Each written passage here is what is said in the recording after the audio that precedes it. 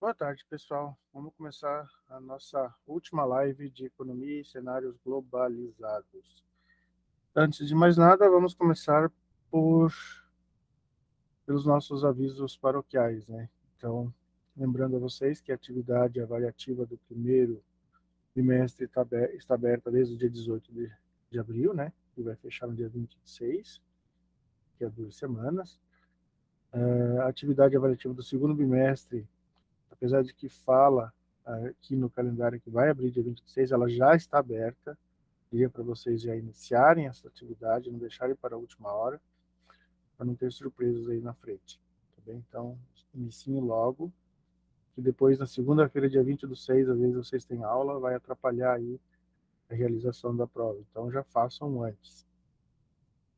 E o fórum de debate, ele abriu no dia 19 do 4, vai ficar aberto até dia 20 do 6 também. Lembrando que essa nota é extra, né? Aproveitem esse fórum de debate. A avaliação global presencial vai acontecer no dia 22 do 6, portanto, é uma quarta-feira, lá na Uniandrade. Então, fiquem espertos para essa data, né? Não percam a prova. Se tiver alguma alteração, a gente avisa vocês. E quem não conseguir nota 7, aí vai para o exame final e vai acontecer no dia 6 do 7, também na Uniandrade.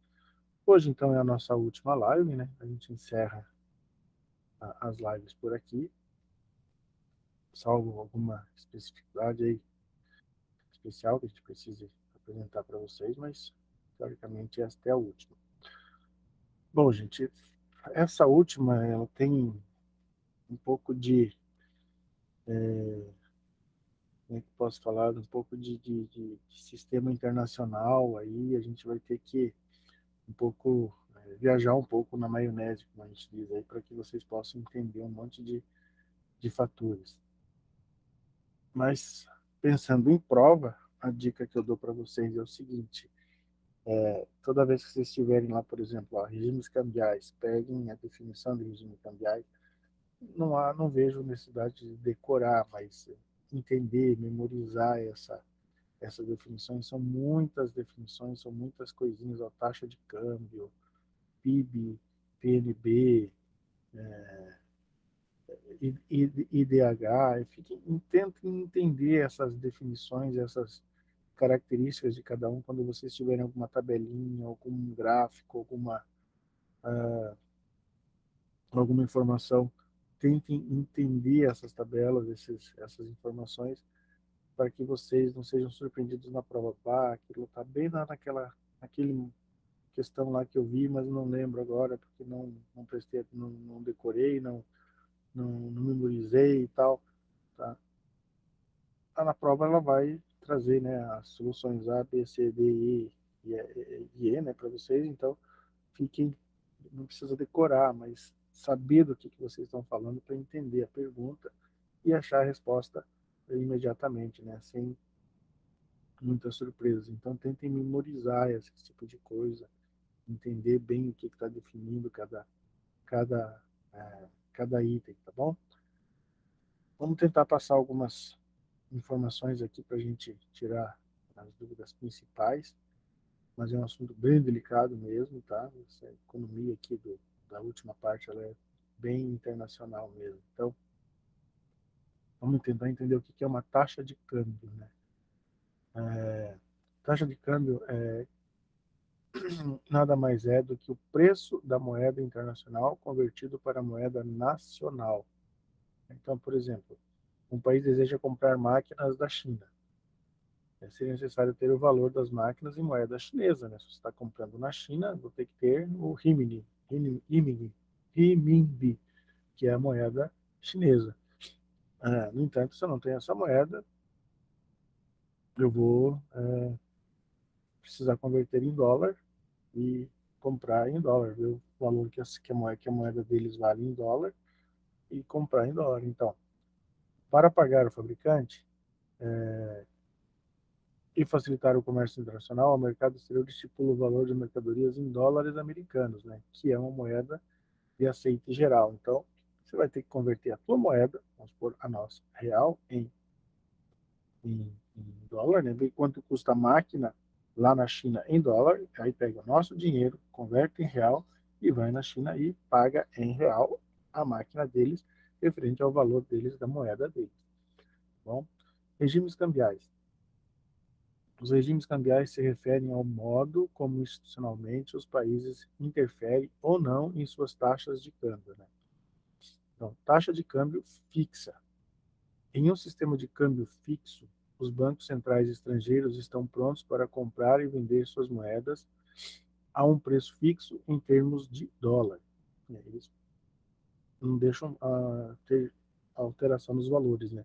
Para fixar sua taxa de câmbio em moedas estrangeiras, em um por um, por exemplo, os países devem ter a mesma quantidade de moeda estrangeira para garantir que seus moradores possam fazer essa conversão.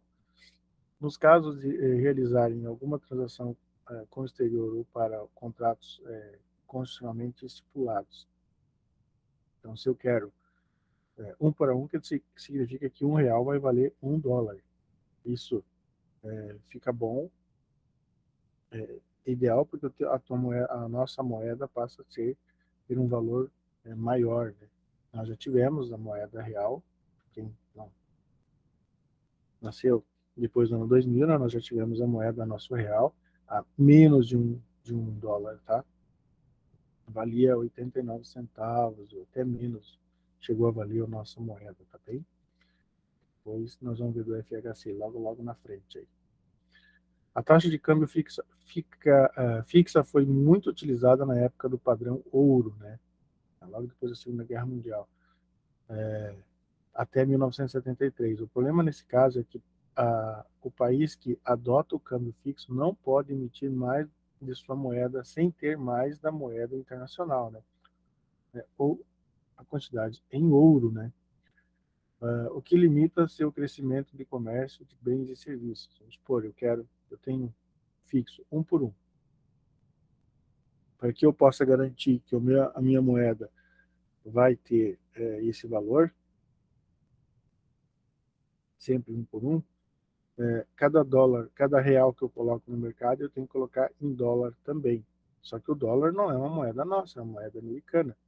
E aí você tem que ter esse dólar americano. Então veja só, não posso baixar o meu valor, mas para isso eu tenho que garantir que cada real que eu coloco no mercado, eu tenho que colocar também o, em dólar também. Então, é uma coisa que foge da alçada do governo, e para isso ele precisa comprar. E aí, quando ele vai comprar esse dólar lá fora, ele vai pagar mais caro. Entendeu? Custava 89 centavos aqui no Brasil, ele vai lá e já vai pagar R$ 1. Então, o governo vai ter que impor, vai perder dinheiro para poder manter esses valores. E aí, ele vai vender essa moeda, em vez de 89 centavos, já vai vender a 95, para não perder tanto. Né? E aí depende de governos, vai vender a 1,5, e aí isso começa a subir, ele não consegue manter esse valor. É, coisa bem complexa esse negócio de taxa fixa, né? Já vou explicar por que nós tínhamos uma moeda menor, né? Assim, o país depende muito do Banco Central americano, que emite a moeda internacional, lógico, né? Eles que vão emitir, né? Para fazer sua política monetária, países com baixo desenvolvimento tendem a fazer empréstimos envolvendo muito dinheiro internacional, para equiparar constantemente seu dinheiro, o que aumenta a dívida externa, né? E é lógico que o governo americano não vai ter interesse nenhum que você tenha uma moeda mais forte que a deles. Ele vai querer sempre dificultar a venda, ele vai vender mais para países que têm que o dólar vai valer 10 da moeda local por $1 e vender menos para você que tem uma moeda mais forte. Ele vai procurar fazer esse tipo de negociação para que você, o país que está com moeda forte, enfraqueça a sua moeda e os Estados Unidos, né, o Banco Central americano passe a ganhar, o mercado americano passe a ganhar. Ele é o que está visualizando o mercado. Em períodos de crises internacionais, esses países dependentes não têm a quem recorrer com empréstimos para suplantar o valor da sua moeda. Então, geralmente, o que faz um país fixar seu câmbio é a pretensão de aparentar uma economia forte. já que seu dinheiro está equiparado à moeda internacionalmente aceita, e assim atrair investimentos internacionais. Se eu tenho uma economia forte, vai atrair mais investimentos internacionais, né? E aí, a que preço que você está tendo essa economia forte, né? Tem que visualizar isso, né? Então, o exemplo hoje é o Brasil, né? O Brasil é um exemplo bem forte hoje no mercado, né? Hoje é um dos tá melhor recuperação internacional. O dólar já chegou a valer aí a 7, 8, né? E agora está em 4. Quer dizer, está caindo, o dólar está baixando, dificilmente vai chegar em 1 para 1, né? Isso é uma coisa realmente rara de acontecer, mas dificilmente vai chegar em 1 para 1 de novo. Mas acredito ainda que caia um pouquinho do dólar, né? Que é bem provável que ainda tenha, ele vai ficar em torno dos 3 bem alto, 4 bem baixinho, né? Chegar nesse ponto. Né? O próprio euro, né, já chegou a 9, quase 10, agora está 5,24. Então, para você ver que tem o mercado está bastante inseguro e por causa do final da pandemia, tem muita coisa acontecendo.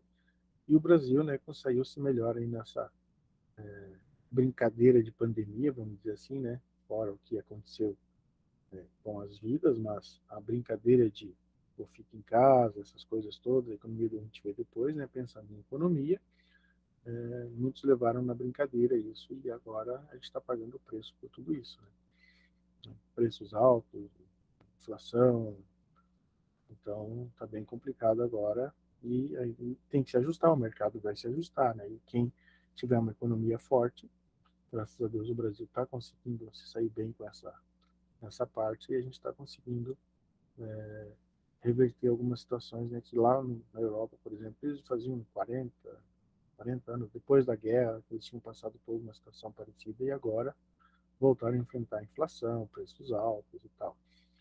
E o Brasil está conseguindo se recuperar bem aí, trazendo bastante investimento. Bom, taxas flutuantes ou flexível de câmbio, né? Em um país em que taxa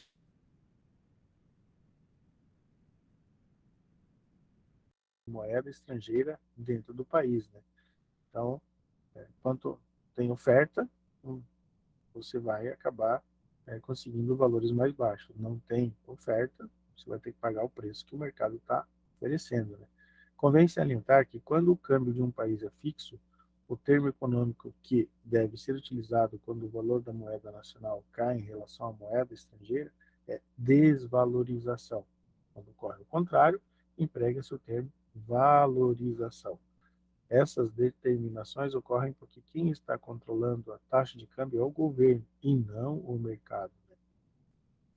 Então, taxa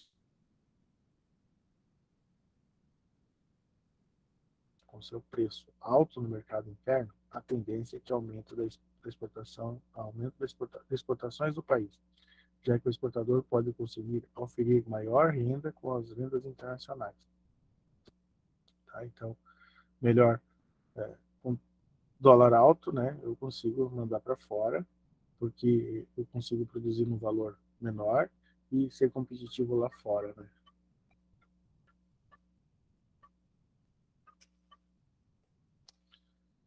Mas será que isso vale a pena para todos os bens e serviços de um país?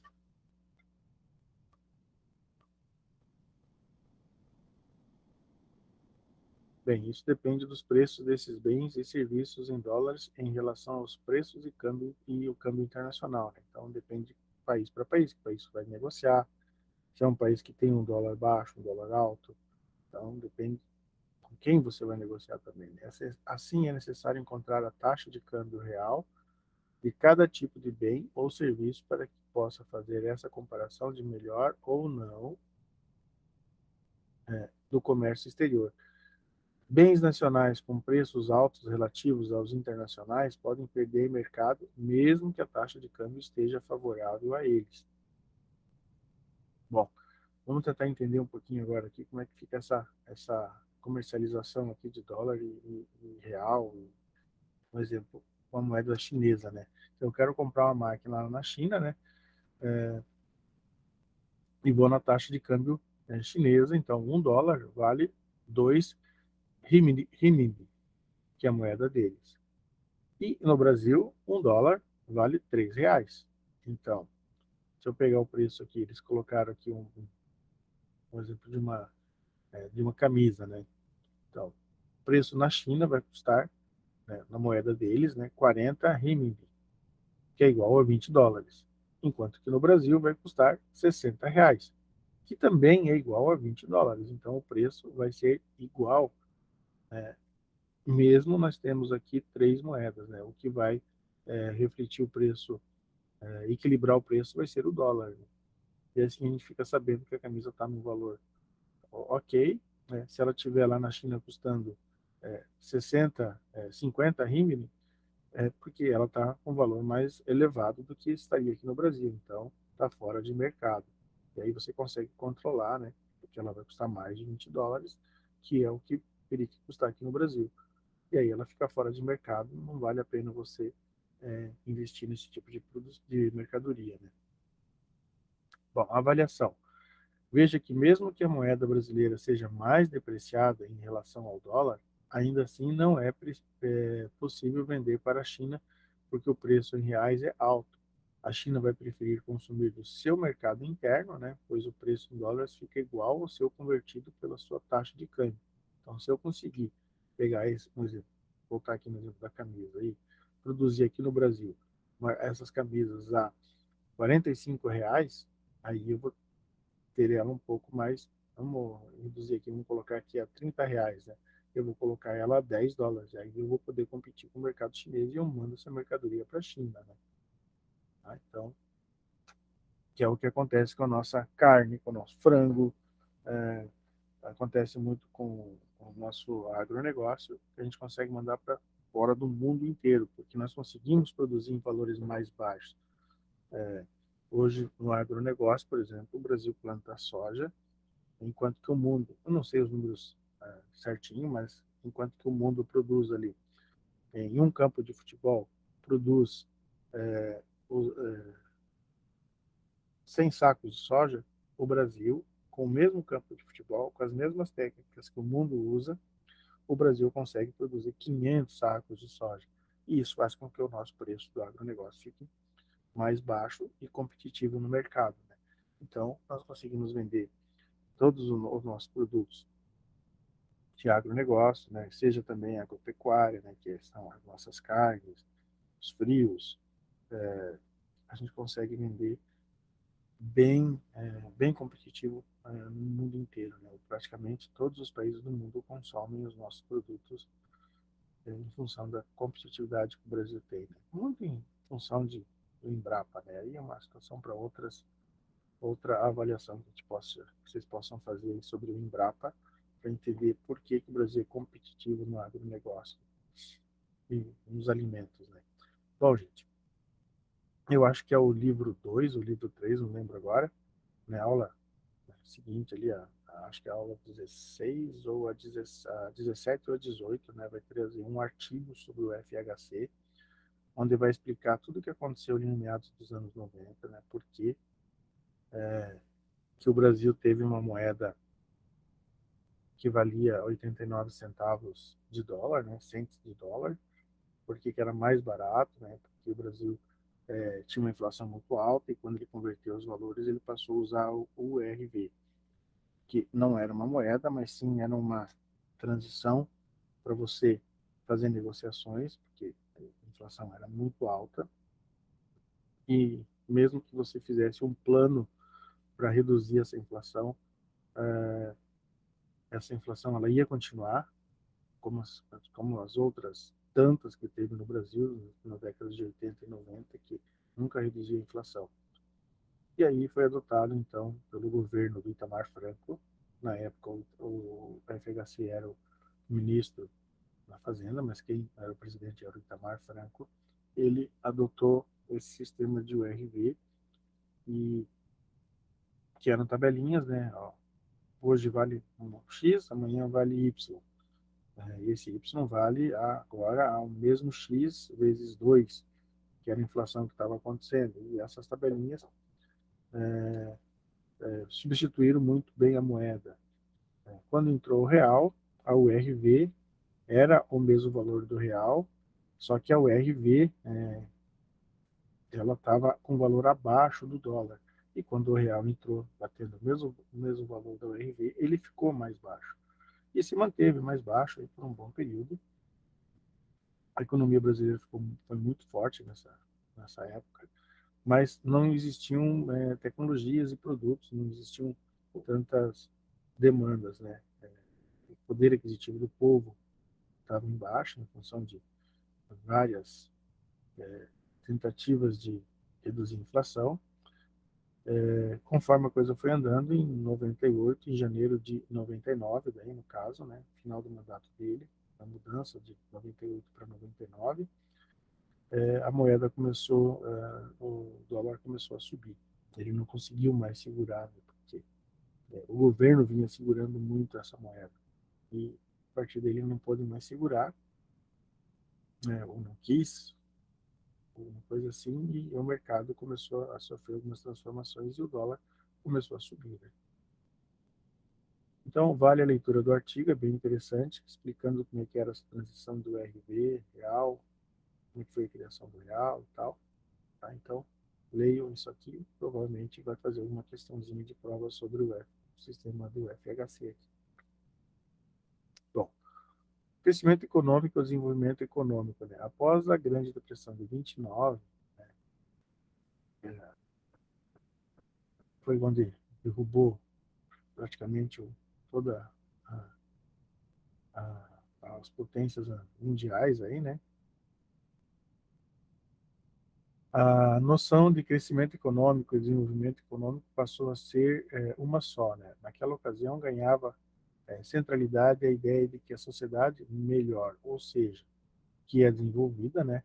Era uma sociedade com mais riquezas, né? Materiais, com dinheiro em caixa, né? É fundamental recordar que o mundo ocidental ainda estava se recuperando da Primeira Guerra Mundial, né? Tinha acabado em 1918, faziam 11 anos que tinha acabado a Primeira Guerra Mundial, né? E aí veio essa Grande Depressão. Segundo alguns estudiosos, né, diz que foi ela que desencadeou a Segunda, né, que foi por causa disso que Hitler cresceu na Alemanha, que acabou vindo aí, se tornando um chanceler na Alemanha e acabou o que vocês conhecem da Segunda Guerra Mundial. Por isso o crescimento econômico passou a ser sinônimo de desenvolvimento econômico, né? Tudo passava pelo crescimento quase que exponencial do produto interno bruto, do PIB, né, ao produto nacional bruto, PNB. Esses dois indicadores quantitativos são tradicionais na medida econômica da geração de riqueza, ou seja, medem o produto agregado das contas nacionais de um país. Internacionalmente, convencionou-se que o PIB e o PNB são os parâmetros de medida para o sucesso ou o fracasso da expansão econômica desde a década de 30. Né? Então, após a Segunda Guerra Mundial, ambos os indicadores tornaram-se conjuntos de medidas e comparações frenéticas entre os vários países que saíram do efeito adverso da guerra e contrastavam com tais índices em busca de modelo de reconstrução material. Em outras palavras, o crescimento econômico é o simples incremento do produto e da renda per capita, né, associada naquele momento ao boom da industrialização e da expansão das exportações. Então, se a população tem uma renda forte, né, então nós vamos ter um PIB e um PNB forte também. Né? Os indicadores que compõem o desenvolvimento econômico. Né? A melhor concepção de desenvolvimento econômico é aquele fruto da sistemática acumulação de capital associada à incorporação de conhecimento e progresso técnico, de distribuição de riqueza ou de renda, de melhoria de qualidade de vida, ou seja, melhoria da educação, da saúde, do lazer, da infraestrutura básica, entre outros, né? De avanços na justiça e na democracia, e de aumento da liberdade individual. Aí as Nações Unidas começou também a criar outros parâmetros, né, como, por exemplo, o IDH, Desenvolvimento Índice de Desenvolvimento Humano, né? O conceito de desenvolvimento humano nasceu definido como um processo de ampliação das escolhas dos cidadãos para que eles tenham capacidades e oportunidades para serem aquilo que desejam ser. Assim, o conceito de desenvolvimento humano leva em consideração não apenas o crescimento, mas vê o bem-estar social, além dos recursos materiais e de renda. Ou seja, o crescimento econômico não pode mais ser suficiente para medir o desenvolvimento de uma nação, né? A riqueza e a renda são importantes, mas como um dos meios de desenvolvimento e não o seu fim. Então, não adianta você ter dinheiro, né, para saber se você tem um bom índice de desenvolvimento. Não. Tem educação, tem segurança, alimentos, tem que ter tudo para que você possa ter, né, um bom IDH. Crescimento e desenvolvimento econômico, né? Em princípio, os termos crescimento e desenvolvimento parecem vinculados, mas na realidade são aspectos distintos de tomada e perspectiva econômica. O crescimento econômico é denominado pelo aumento da capacidade produtiva dos bens e serviços de uma nação, determinado pelo crescimento do produto interno bruto, pelo PIB, né, per capita. Então, você tem um bom, está sempre vinculado à população do seu país, né? Já o desenvolvimento econômico deve resultar do crescimento econômico acompanhado da melhoria da qualidade de vida, ou seja, o primeiro trata da capacidade de crescimento da economia, ou seja, ou do aumento da produção de bens e serviços somados à disponibilidade de absorção desses crescimentos por parte do mercado. Assim, o ambiente exerce sobre o mercado uma capacidade de produção que é limitada quantitativamente à capacidade de absorção de tal produção pelo próprio mercado.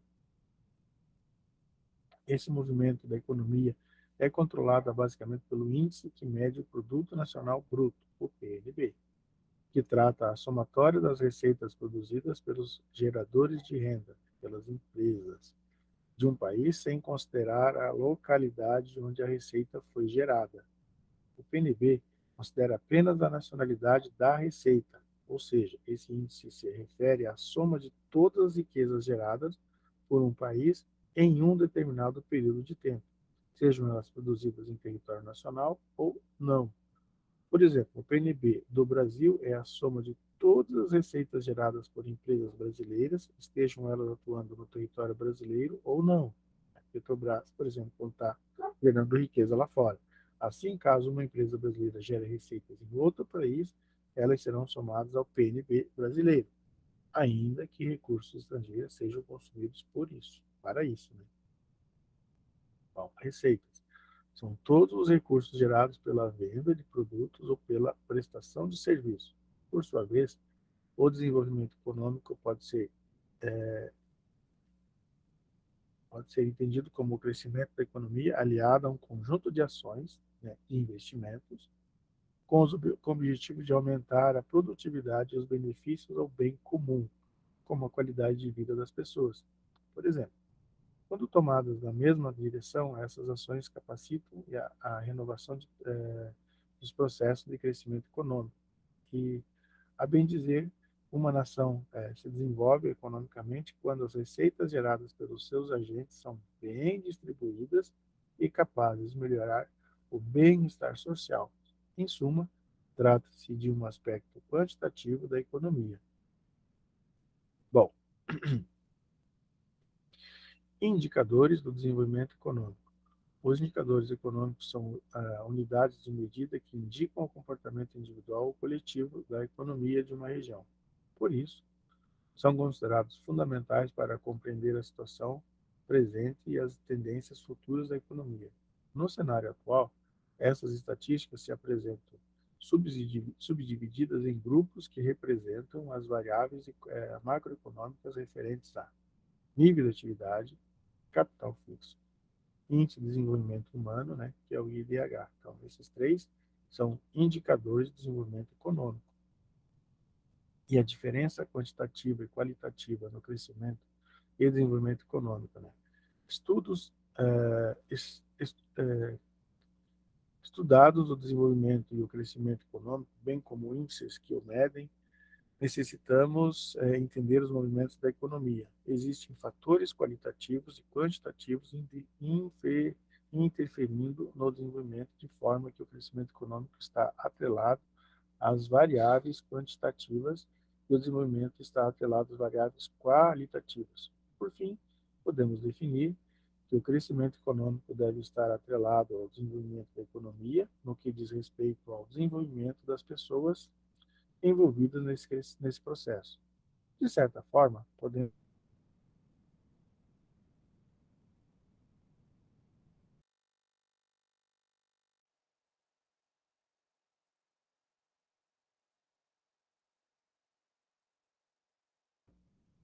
quando o movimento econômico gerar condições de vida saudável ao envolvido no processo. Então, se você tem um crescimento e um desenvolvimento, você tem um índice de desenvolvimento humano, né, maior e adequado ao que as Nações Unidas exigem, né, que é o nosso IDH.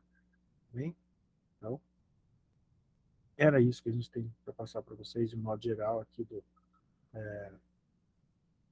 dessa disciplina de cenários globalizados. Tá? Como eu disse, preste minha atenção a esses detalhezinhos, né? Crescimento e desenvolvimento humano, tenta entender a definição dele. Quando se perguntar alguma coisa dela, você vai saber responder. Tá? Diferente das 5 questões lá, B, C, D e F estarem diferenciadas, né? Eu acho que vale a pena fazer uma leitura do artigo aqui, são acho que 18 laudas, mas vale a pena fazer uma leitura do FHC para saber, entender. Dificilmente eles vão fazer alguma pergunta específica sobre isso, no meu ver, né? Mas se perguntarem alguma coisa, vocês vão saber responder em função de uma breve leitura do FHC aqui, que eu não lembro agora se é a 17ª ou a 18ª aula, tá bem? É um artigo referente a ele apenas. Bom, gente, era isso então. Desejo a vocês bons estudos e boa prova. E até a próxima tutoria. Grande abraço.